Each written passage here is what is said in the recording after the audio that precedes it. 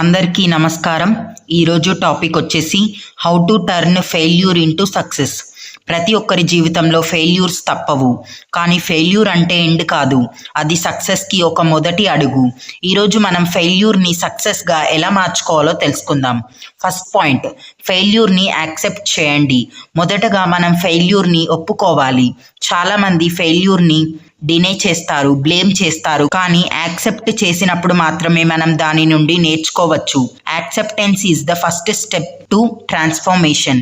Lessons నేర్చుకోండి. ప్రతి ఫెయిల్యూర్లో ఒక వాల్యుబుల్ లెసన్ ఉంటుంది. ఆ తప్పు ఎందుకు జరిగింది, దాన్ని ఎలా సరిచేయాలో అనలైజ్ చేయండి.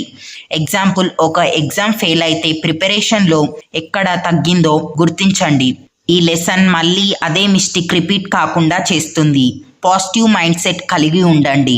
ఫెయిల్యూర్ సమయంలో మనలో నెగటివ్ థాట్స్ వస్తాయి, కానీ మనం వాటిని పాజిటివ్గా మార్చుకోవాలి. నేను చేయలేను అని కాకుండా నేను ఇంకా చేయగలను అని అనుకోవాలి. మైండ్ సెట్ చేంజ్ అయితే యాక్షన్ కూడా చేంజ్ అవుతుంది. యాక్షన్ ప్లాన్ తయారు చేయండి. లెసన్ నేర్చుకున్న తర్వాత కొత్త యాక్షన్ ప్లాన్ తయారు చేయండి. Step by step approach, small goals, consistent efforts, ఇవి మీ ప్రోగ్రెస్ని విజిబుల్ చేస్తాయి. ప్లానింగ్ లేకపోతే మనం మళ్ళీ అవే మిస్టేక్స్ చేస్తాం. Patience and persistence.